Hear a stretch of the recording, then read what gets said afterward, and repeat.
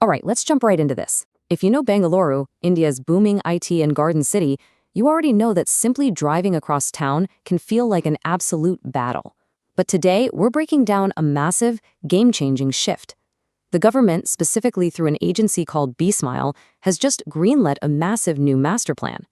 We are talking about a record-breaking 28-kilometer elevated corridor, and it's not just your standard run-of-the-mill flyover. This is a gigantic infrastructure project that's actually going to introduce the city's very first in-city toll road. So how exactly is this megastructure going to reshape the Silicon Valley of India? Well, let's find out.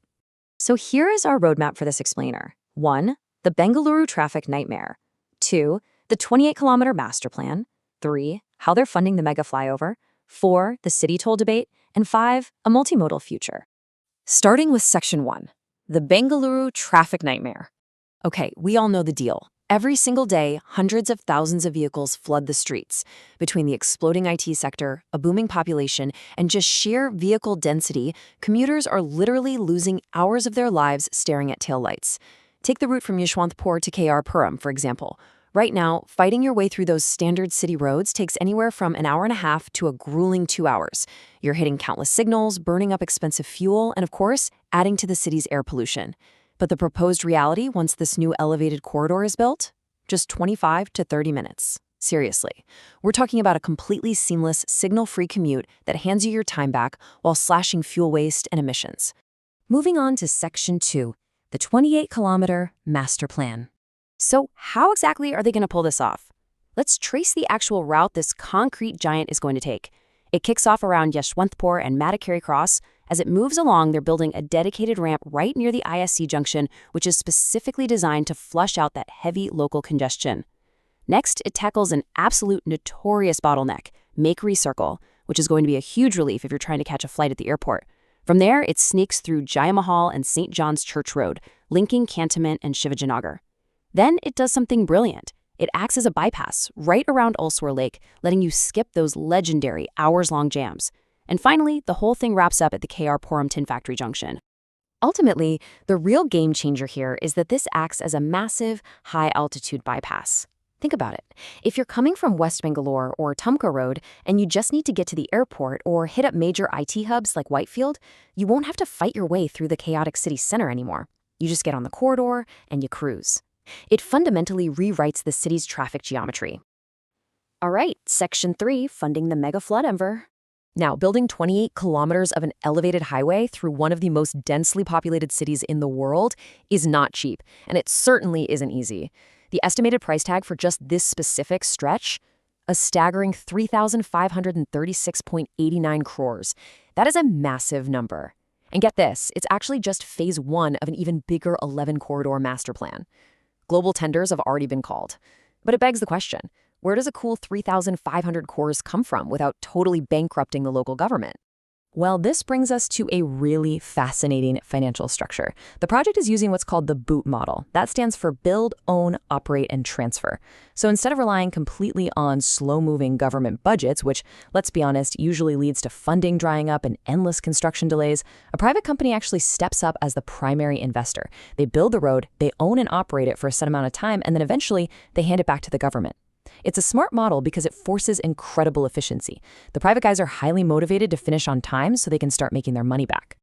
But the government isn't just leaving these private investors hanging out to dry.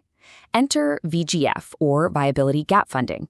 Basically, the government chips in a 40% subsidy of the total project cost upfront. Why exactly 40%? Well, that happens to be the magic number that keeps the private investor from drowning in debt, making the whole massive endeavor economically viable.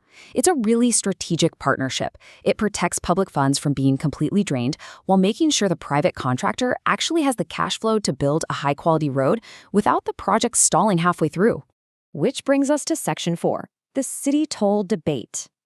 Okay, so because that private company is operating the road under the BOOT model, they obviously need to recoup their investment, and that means one thing: in-city tolls.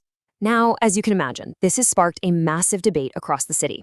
On one side, you have very real, very genuine public concern.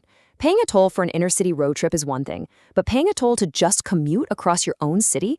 That's a totally new concept for folks here, and daily drivers are pretty worried about the recurring hit to their wallets. But on the flip side, the government's argument comes down to pure math. Instead of sitting in stop-and-go traffic, burning through half a liter of wasted fuel and pulling your hair out, you pay a reasonable toll, zip through a fast tag lane, and arrive at a fraction of the time with zero stress.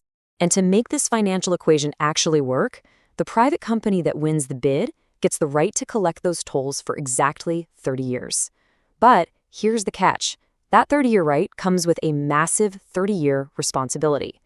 They are 100% on the hook for keeping that road in pristine condition.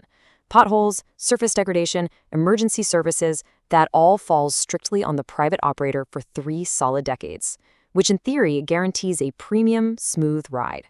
And if you're worried about surge pricing or exorbitant fees, the authorities are stepping in to reassure folks. B.S. Prahlad, the technical director over at B-Smile, made it very clear. He stated that these toll rates are not going to be some Wild West free-for-all. They will be strictly capped and set according to government rules and notifications. The stated goal here is to carefully balance the builder's need to get their money back with the absolute necessity of protecting the everyday commuter's wallet. Finally, Section 5, a multimodal future.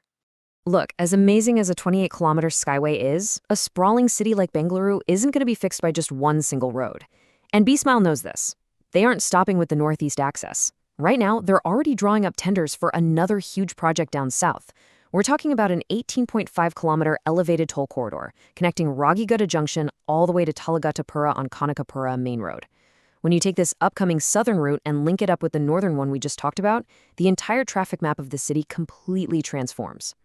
And that's what reveals the true ultimate master plan here. The government isn't just throwing down roads in isolation. They are building an integrated network. It's like a giant puzzle. You've got Nama Metro handling the heavy lifting for mass public transit. Then you layer in these new elevated corridors to handle the private cars and commercial trucks that need to bypass the city at high speeds. And the glue holding it all together? Multimodal junctions. These are seamless hubs where buses, the metro, and the flyovers all connect. City planners are actually estimating that if they can blend these systems together properly, it could slash overall city congestion by an absolutely incredible 30 to 40%. Which leaves us with the ultimate multi-core question. With Phase 1 officially rolling out, and this clear, ambitious vision for integrating toll corridors with mass transit, will this finally be the cure to Bengaluru's legendary traffic woes? Will this blend of public and private investment officially elevate Bengaluru into the world-class, seamless smart city it's trying to become? It is a massive, massive undertaking. And honestly, seeing how the city adapts to paying tolls inside its own borders is going to be fascinating to watch. Thanks for joining me on this explainer, and keep questioning how our cities are being built for tomorrow.